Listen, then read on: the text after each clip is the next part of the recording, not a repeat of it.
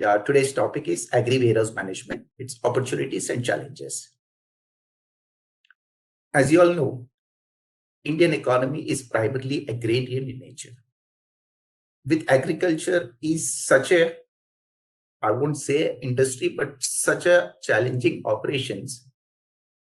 It is hugely dependent on weather conditions. And the government policies will make a huge difference in how our agri operations and its allied sectors function in an ecosystem. Like with any business, agri-warehouse management offers opportunities, and at the same time, there are a lot of challenges associated with it. I mean, it's like, you take any segment, there can't be only opportunities. And similar is the situation with our agri-warehouse management as well as the entire agri industry or any of the industries that are reliant on agriculture. Today, India is self-sufficient in most of the commodities, though not all. But the challenge is managing the output. All the commodities that get produced have to be managed efficiently so that it serves the purpose of production, which is primarily meeting the hunger and fulfilling the basic needs of the population. So this is where warehousing plays a very big role in managing the agri output. This is a definition which is taken from a journal article, which is what it says is agri-warehouse management is the proper use of agricultural warehouse facilities. So we have facilities in the agri-warehouse sector. So now how we best utilize them?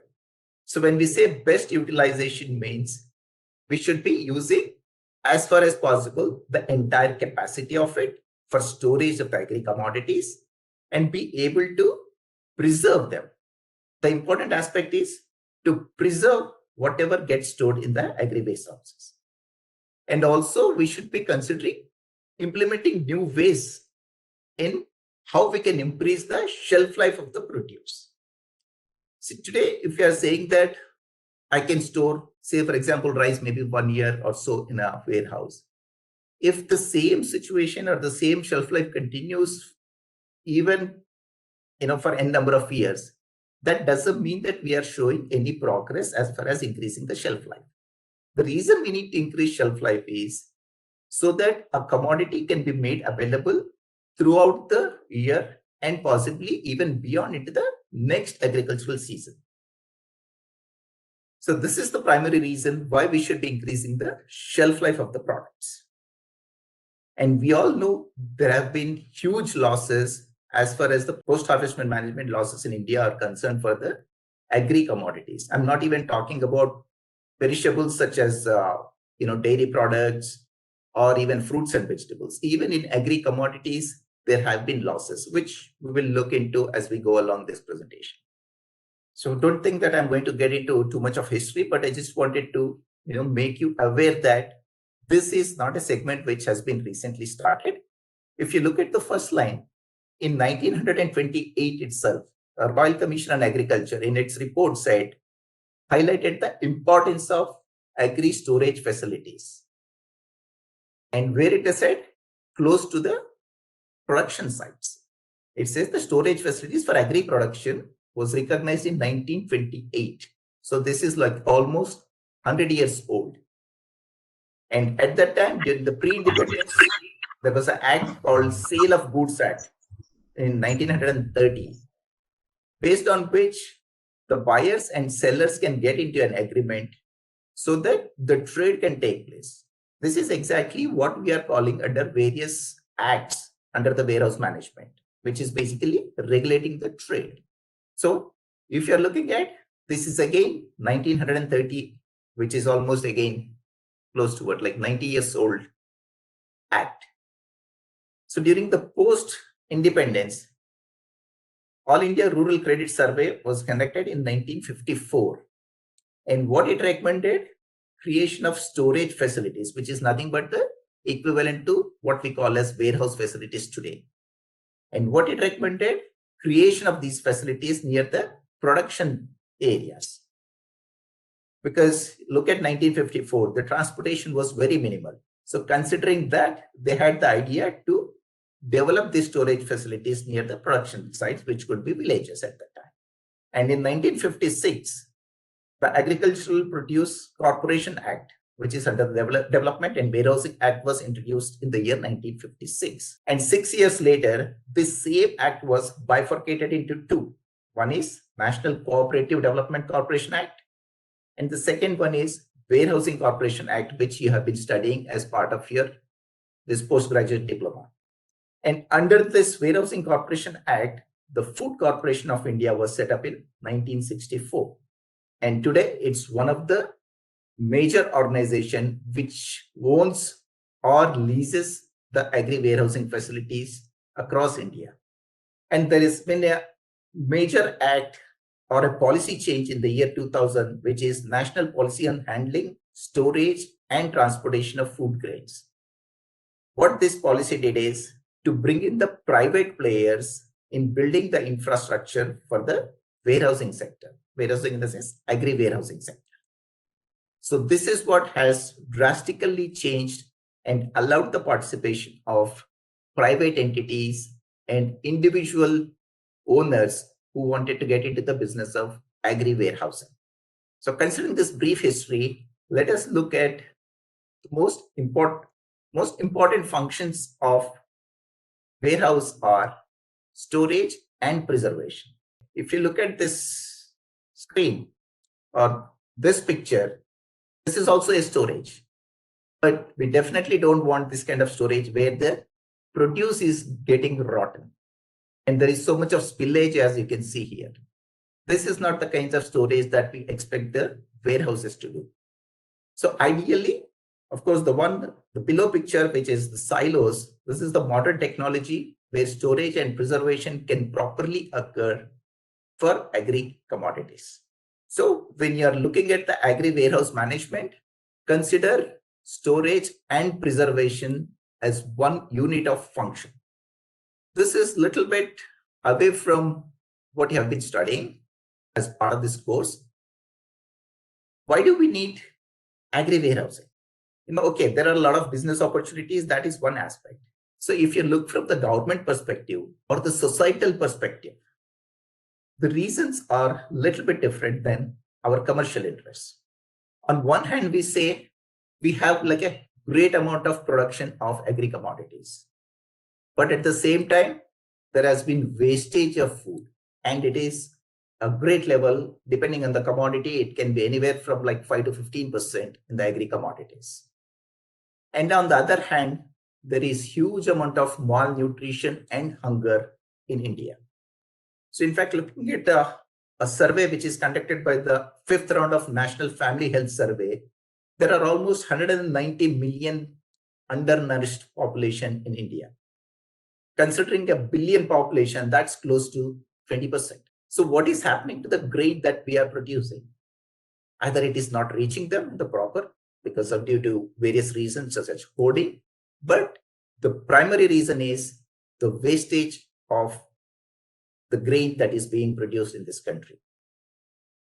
And there's a report in 2022, which is just this year, though we are into the ending part of the year, for Global Hunger Index. Out of the 121 countries surveyed, we are at 107th rank, which I would say is a serious concern. And to reach this 107th ranking, there has been sufficient data. Certain countries have not been evaluated in this due to lack of insufficient number of data points. And they have their own ways of calculating the score, which we can look at it briefly. And the India score is at 29.1. What 29.1 means, you can see in this figure. 29.1, which means we are in the serious category. When the rank is between 20 to 34.9, it is classified as serious. It's not just serious, but if you look at 29.1, which is more towards alarming, which is a worse category than serious rather than moderate, because we are into the second half of serious, which could push us into alarming at any day in case we don't improve this score. And the ways to improve this score is having a proper warehousing management system where grain doesn't get wasted. So this is the GHS score for 22, which we saw in the previous slide, which is at 29.1. If you look at the previous surveys, during 2000, we had a score of 38.8. And after that, it was 36.3, which both basically mean we were in the alarm category. And due to improvement in our agri infrastructure, be it the scientific warehousing practices or any other aspects of addressing the child mortality, wasting and stunting, which are considered towards the GHS score, we fared and improved, because of which our scores in 2014 and 22 has come down. Though 2022, we went slightly above the 2014 numbers. However, this is not still a great number, and there is a lot of scope where we can improve our scores. So these are basically the 4 parameters: proportion of undernourished population, which we just saw in one of our slides as 190 million in Indian population. And what is the prevalence of wasting and stunting in the children under 5 years, and the mortality rate of our children who are below 5 years. So if you look at the trend, the prevalence of stunting is constantly decreasing. And this is the major factor. If you can see, it was above 50% during 2000, and now it's almost about 35-36 during 2022. This is what pushing our score very high. So somehow we need to address stunting.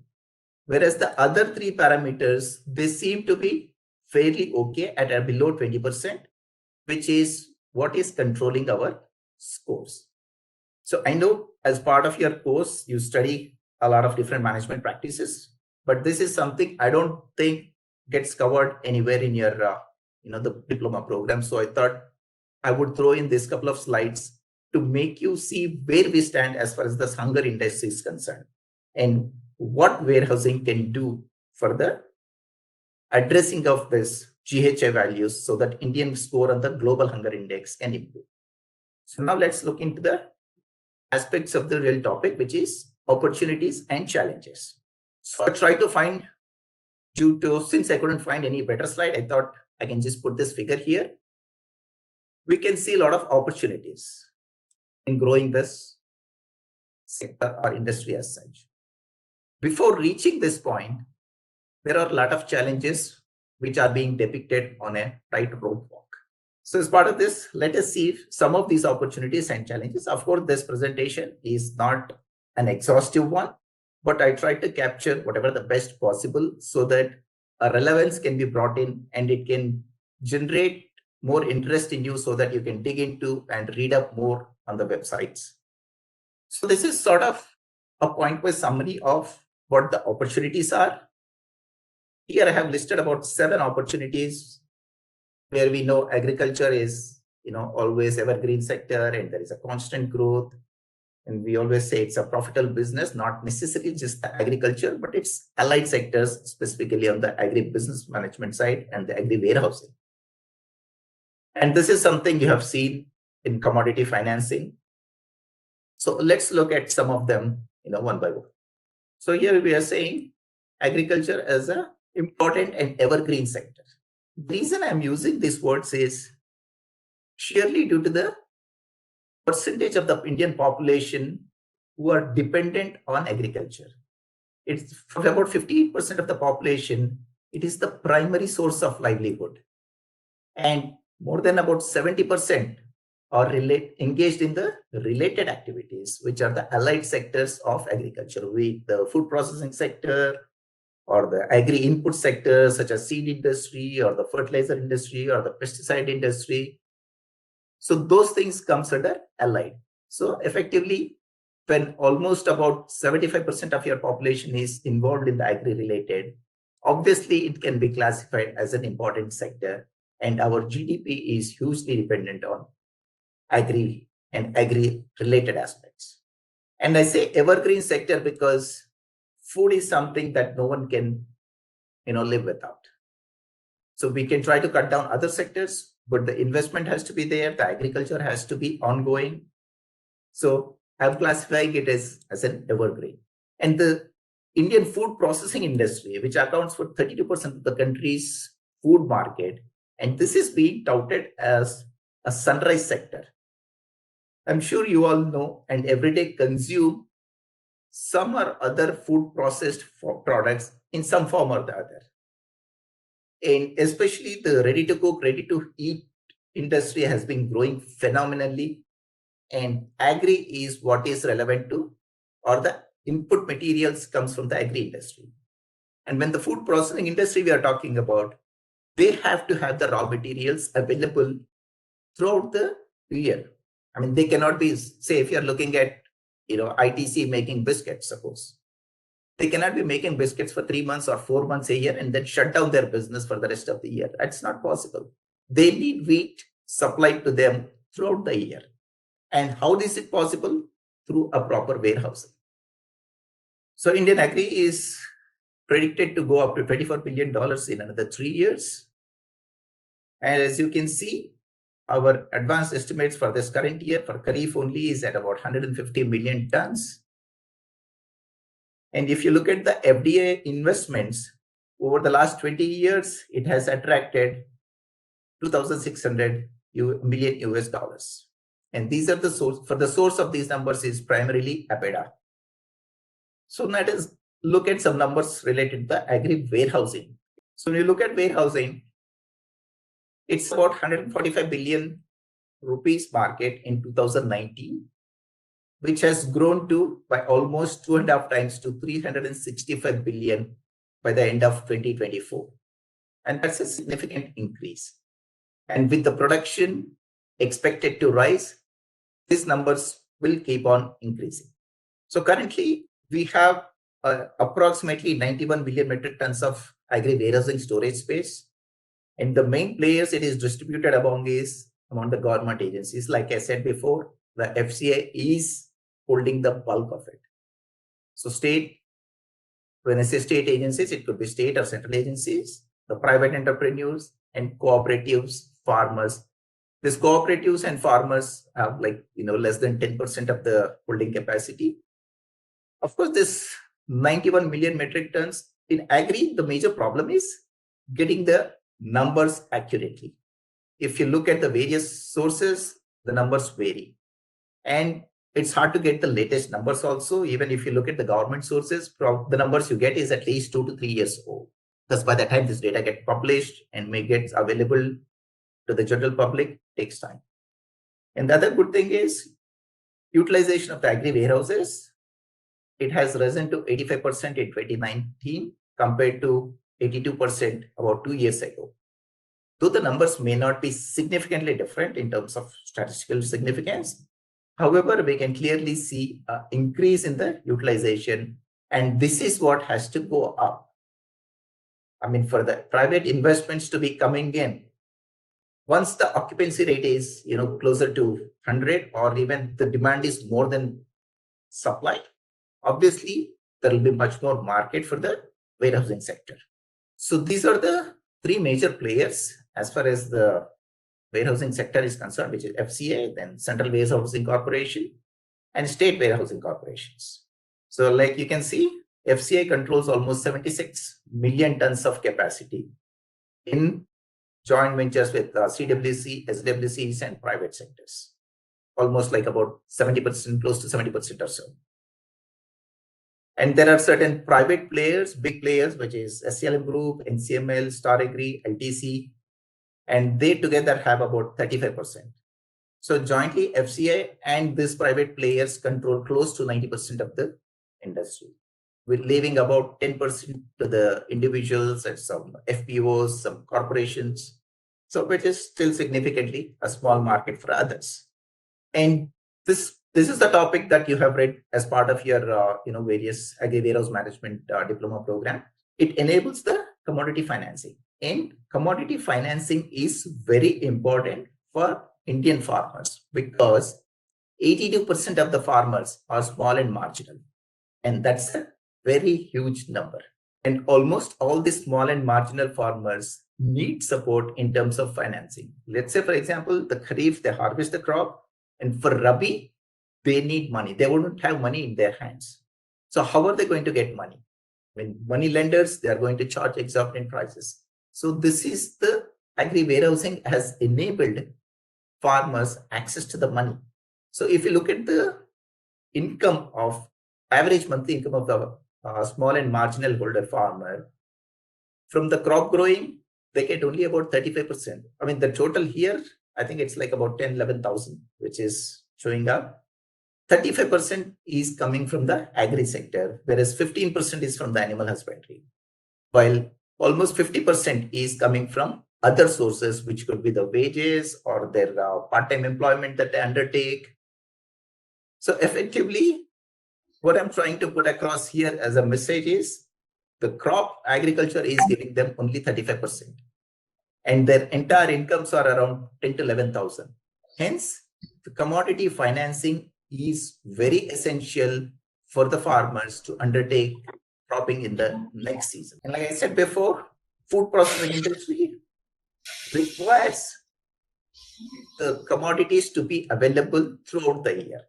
And warehousing is able to deliver on this. We all know that agri commodities are seasonal. Whereas once we are able to store there without a loss in quality and quantity of the produce, the seasonality component that is required by major food processing players, it gets overcome. And this is where warehousing sector has a big role to play. The other major aspect is food and nutritional security. I mean, we all know government is giving a lot of importance towards food security because that is what ensures our prices are stabilized when the production is low. And the new concept that has changed and taking much more priority is nutritional security. And the trend is, it says it's not just enough to fill our stomachs with food, but they should be nutritionally good. So hence the concept of nutritional security has kicked in, which mandates that the food that we store or the commodities, the grains that we store in our warehouse, we should ensure that nutritionally there is no loss. Basically, it means the quality of the stored commodity should be maintained. So what is the definition of post-harvest loss?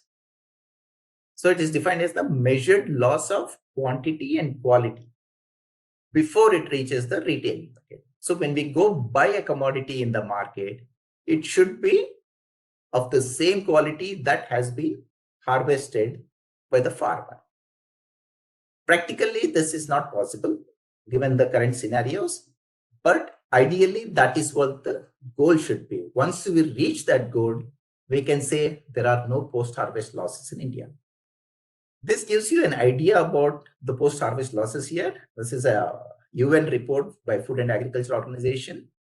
Globally, 1.3 billion metric tons of food, which is 33% of the total produce, is lost during post-harvest stage. And its prediction is by 2030, the loss would go up to 2.1 billion metric tons, assuming the current practices of storage, post-harvest management continue. So what it effectively says is, like, remember the definition we had shown in the beginning? There should be an improvement in the shelf life. So there should be innovation. There should be more research conducted so that the scientific warehouse management practices keep on improving so that this loss can be minimized. So if you put it in terms of financial losses, during 2019, the post-harvest losses were 93,000 crores. And that's a huge loss. And there's National Academy of Agricultural Sciences, in one of their study, which they conducted through a survey and first-hand data collection as well as the secondary data collection, they identified storage is the major cause of this post-harvest losses. But our target is trying to work towards this, minimizing the storage losses. So these are like two studies, one undertaken by the ICR Institute CIFHED, the other is by the NABARD's consultancy arm. One is conducted in 2015, while the other is in 2022. If you see these numbers, there is marginal decrease the decrease is not significant, which means in the 7 years apart during which these studies are conducted, we have made very little progress. So that is what the UN report is saying. If these current practices continue, then we will not be able to reduce these losses.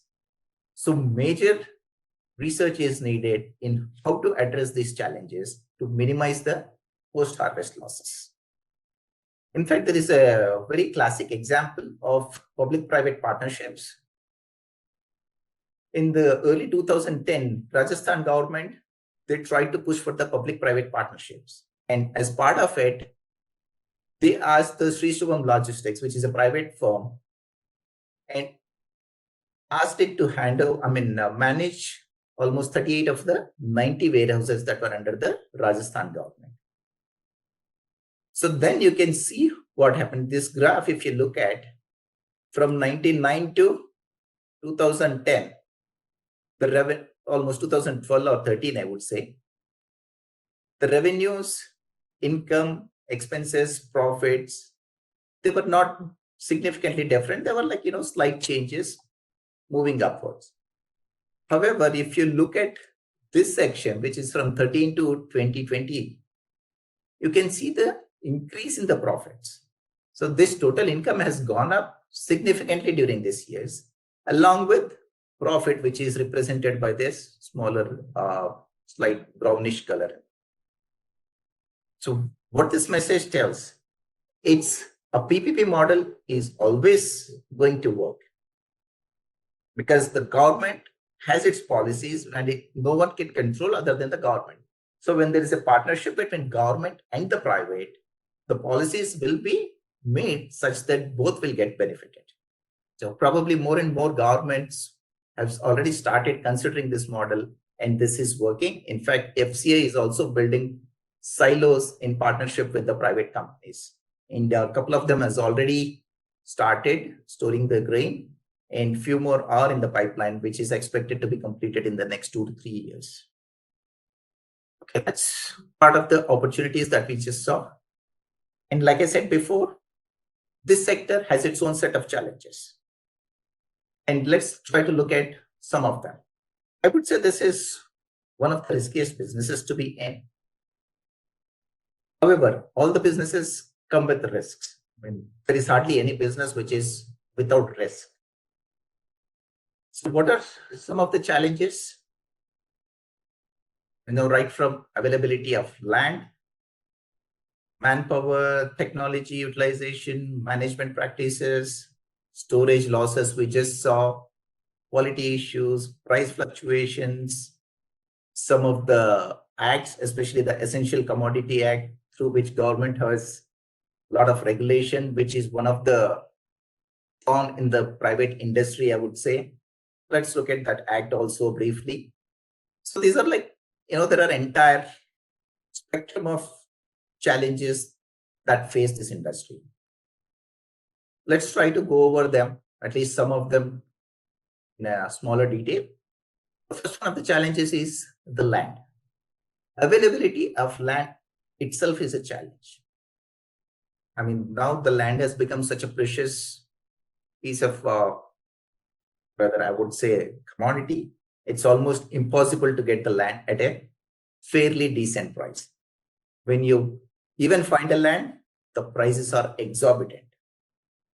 And what we need a land at an appropriate location. And this is a big challenge to find proper location. When we say proper location, it should be having access to the reasonable amount of transport, where the commodities can be transported through at least lorries. This is the primary mode of transportation anyway, so we should have at least good roads for this.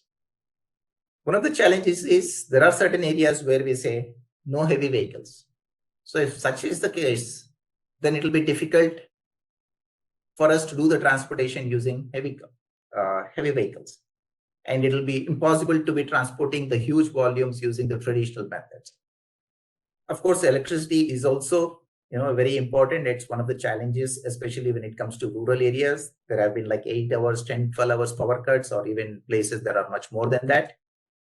Second is availability of skilled manpower. Warehousing, don't think warehousing as just a building where we can just dump in the commodities. Yes, that is something which can be done, but that leads to huge losses. So hence we should be considering doing scientific warehouse practices, for which we need skilled manpower, be it right from the moment when commodity arrives at the warehouse and to the moment it gets dematted or remitted back to the customers. So it requires assaying personnel. Assaying is a key component because the commodity arrives at the at your warehouse. You take a sample out of it to determine what is the grade of that commodity. Based on the grading of the commodity, it enables the finance.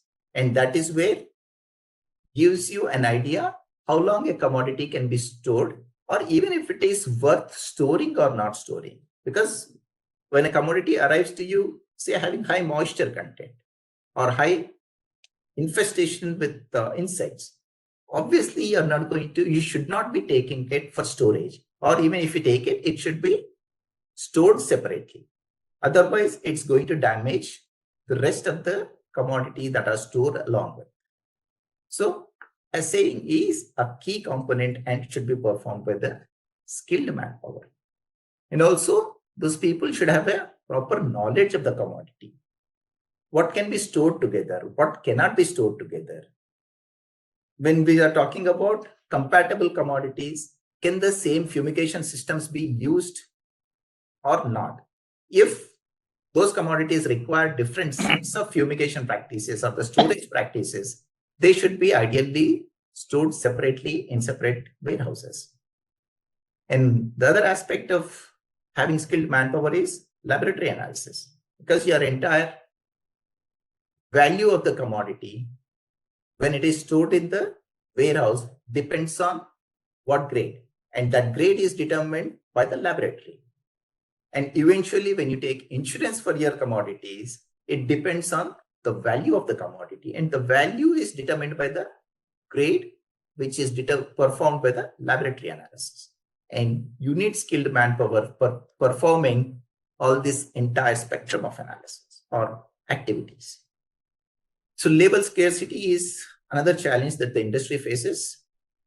And why is it happening? It is due to migration. The rural migration is happening at a very high rate.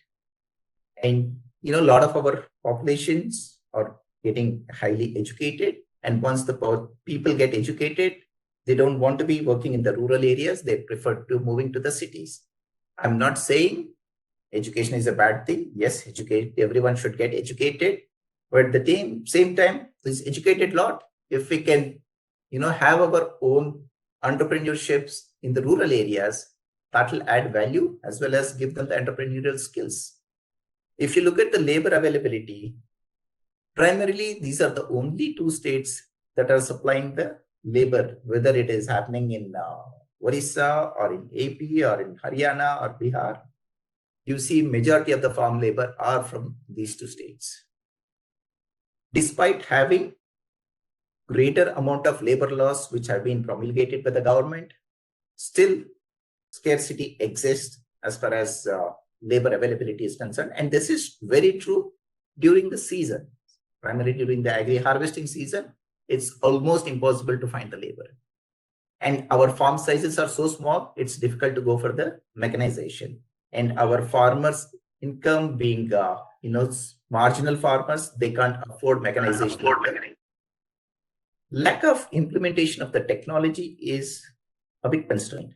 If you look at the Western warehousing, they are so much automated, it hardly requires human intervention. Whereas our agri-warehouses, all the activities are almost manual. You take it like, I would say more than 95, 98% are manual activities. And this has to change if our warehousing sector has to improve. And there have been lots of schemes by the government, non-governmental agencies, NGOs, and even private players are developing a lot of technologies which are basically computer technologies, integrated computer technologies, what I meant by ICT here. Just there are I listed out a few examples. The NABARD has started, geotagging all the agri-warehouses. I mean, not just the agri-dry warehouses, but the cold storages, the reefer vans, any storage facility, they are geotagging it. And those GPS coordinated and the data that they are going to, input, which will be made available on a mobile app, that will tell the farmers or anyone who is interested, be it the traders, which is the nearest warehouse to which they can take the grain and what are their storage capacities. What is the current storage capacity? How much it has been occupied? So that we know precisely if I have 50 metric tons, whether I can go to a particular warehouse or not. So based on this app, we'll be able to decide that. There is a Kisan Rail service, which is started by Indian government. In Krishi Udan scheme, it gives subsidy in the air freight, especially for the perishables in the northeastern states, in the Himalayan states. There's an agri-infra fund for about 1 lakh crores, which has been set aside. This is primarily for the setting up post-harvest infrastructure in villages only. This is BASC and Manpower, the two NGOs. These are German-based. They are developing the virtual cold chain assistant.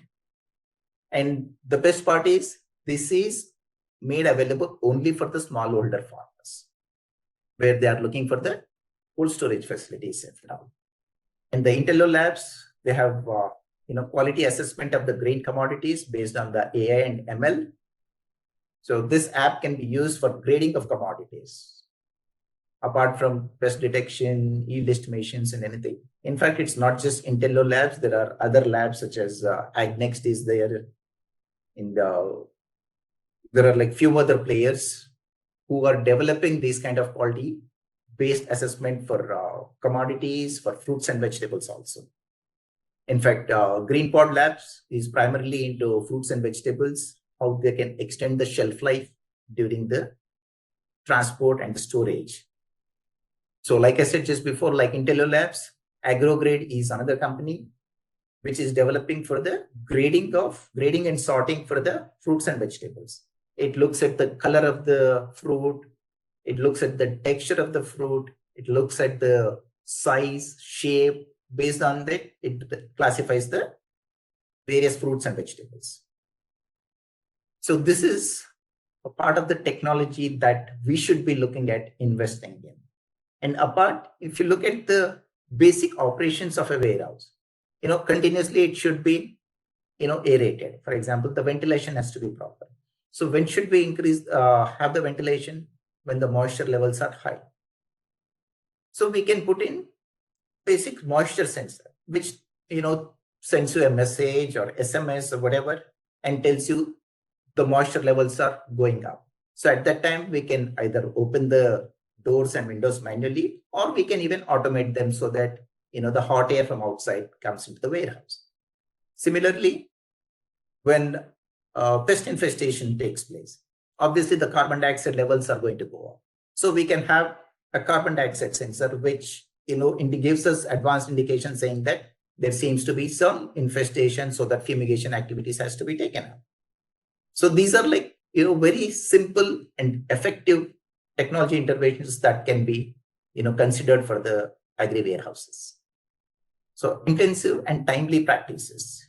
I mean, unlike non-agri warehouse, these are some of the important. Just like I said, the ventilation. If you don't have proper ventilation, the moisture levels are going to increase, which will result in mold or fungal development. Once that starts, your produce is all wasted. And it doesn't take long for them to spread. Same thing with infestation with insects. The insects spread very, very rapidly. So ensure that these activities are given top priority. Even once you notice even a single live insect, go for fumigation. Assaying and quality determination should be done as fast as possible, because you will have the commodities arriving at the warehouse And unless you determine which grade they belong to, it's not worth downloading. Putting them into the warehouse. If you start doing that and later on you come to know that it has an inferior quality of produce, by then you have already moved the produce into the warehouse. So those kind of timely activities should be taken up at the earliest. So these are some images of the storage losses which are possible and frequently happen in our warehouses. This is like spillage, which is very common and easily avoidable. That should definitely be addressed. These are the insect damages. This is the fungal development, mold development due to high moisture content. Rodents are very common. And birds, this is true, especially during in open storage cases. However, it's a possible even in the warehouses when we leave the doors open to allow hot air inside to control the moisture. Just ensure that some meshes are built in, and to control rodents, use the rodent traps, have the finer mesh so that we can prevent entry of rodents into the warehouses, and constantly monitor for moisture and insects. These are the top two things every warehouse manager or the person involved in the activities must be looking at. And the validity period of storage commodity, to the best of my knowledge, there hasn't been any definition on how long a commodity stays good so that a validity period can be defined. So that is something at least the R&D institutions should be looking at that way. And it is a big challenge because a lot of it depends on the weather conditions and the warehouse conditions, how the produce is being stored.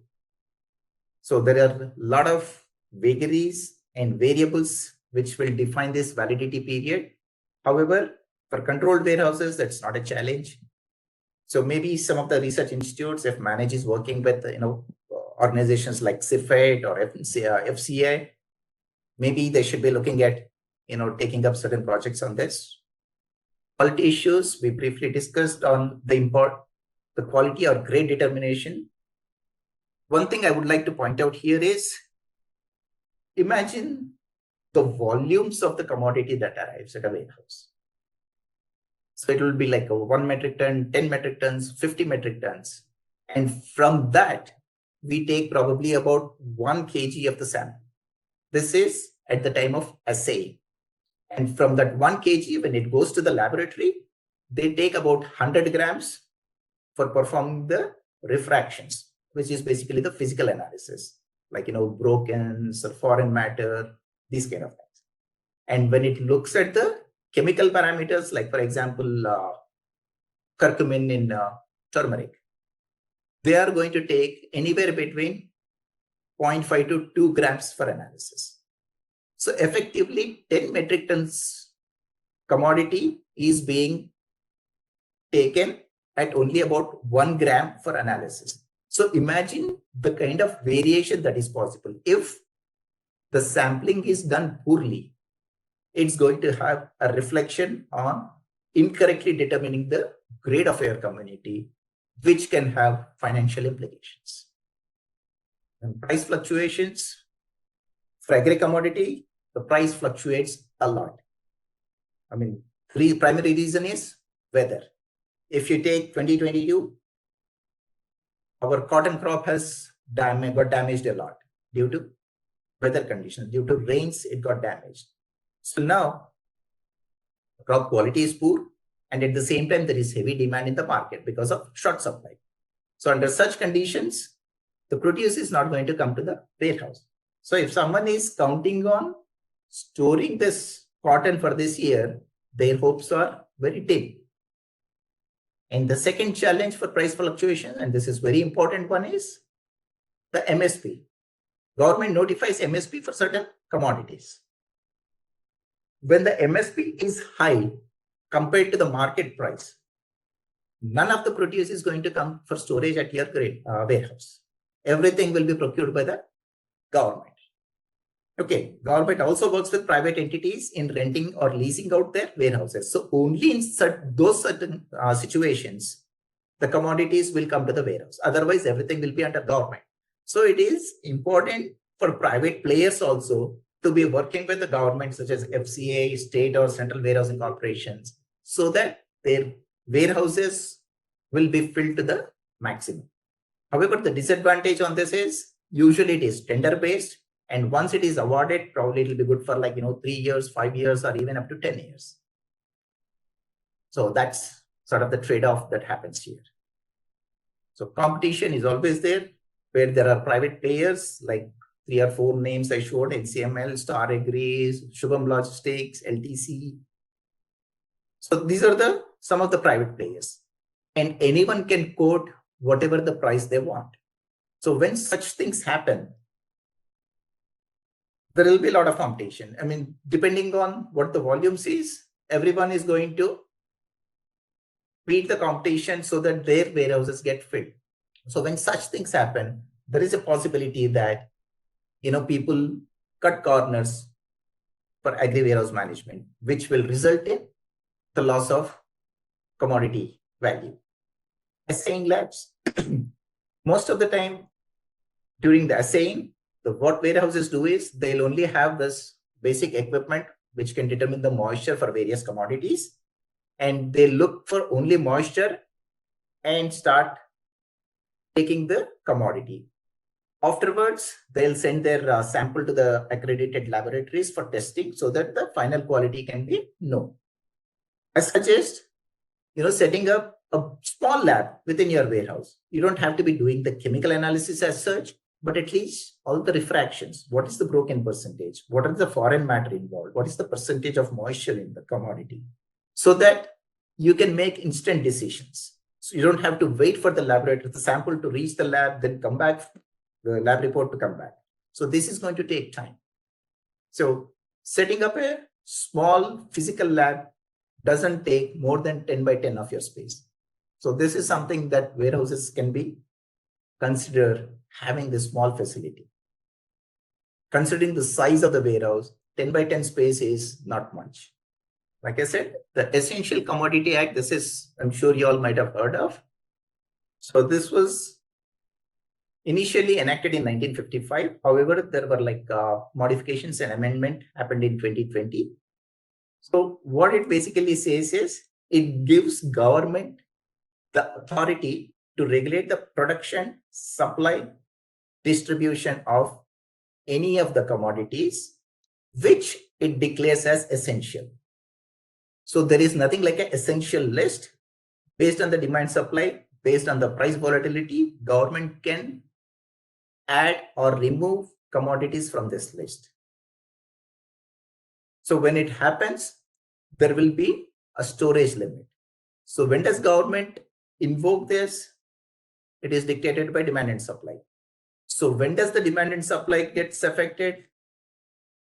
Primarily due to hoarding or bad weather conditions that we saw this year for cotton, or any natural calamities, hurricanes, floods, this kind of things, they ruin the crops. So under such situations, this will be invoked. So then what happens under this act? The central government finds the price going up, and then it instructs the state government to fix the stock holding limit. So once the stock holding limit is fixed, then if the commodity that a warehousing is holding more than that, they have to release that stock. Of course, this will be for a fixed period, but it can keep on changing as per the new notifications. So this is one such instance. During December 2021, SEBI, which is a stock market regulator, it has banned trading of mustard because of the price volatility. A couple of months before that, they have banned trading of chana also.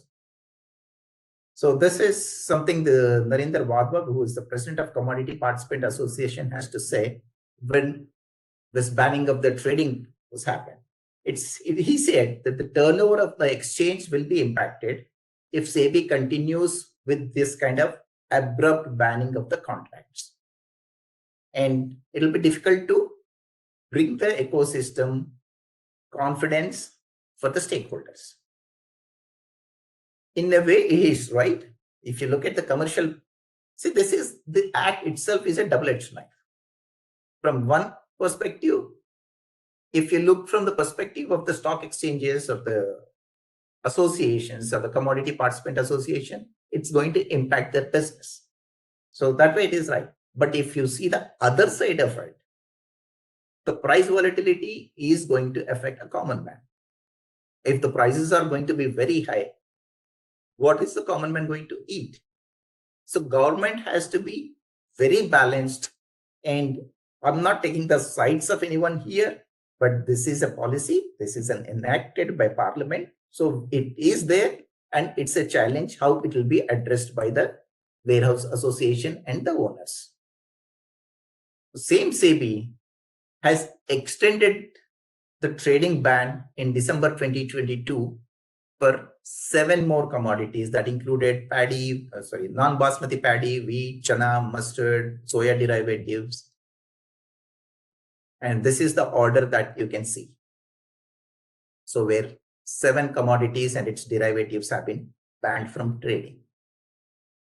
And there isn't anything anyone can do. Of course, it has been extended till December 2023. That's for a year. However, government has the authority to revoke this and lift the ban even at an earlier period if the prices cools off in government's opinion. So anyway, due to time constraint, I have gone through some of the slides a little bit faster way. But in essence, in conclusion, I would say there are obstacles, no doubt, like with any business, there are obstacles in Agri-Warehouse business management, and they can be overcome. It's not that the challenges are without solutions. Whatever challenges we discussed, we went over some of the solutions also. One thing is the integrity and long-term investment in this. Of course, government policies, no one has any control on this. They keep changing. But at the same time, there are trade associations that stand with the warehouse owners. They take up the issues with the government, and upon mutual discussion and considering the ecosystem of the agri pricing, basically, decisions will be made, which not necessary that will be in the favor of warehouse management or warehouse companies. But as I said, government has a fine line to walk up this. So in a sense, things are moving the right direction, but still we have a lot to do. Everyone associated in this entire spectrum of things, all the stakeholders, there is a lot, and everyone can contribute with a broader objective of ensuring loss of post-harvest losses are minimized in this sector. With this, I would like to close my presentation. If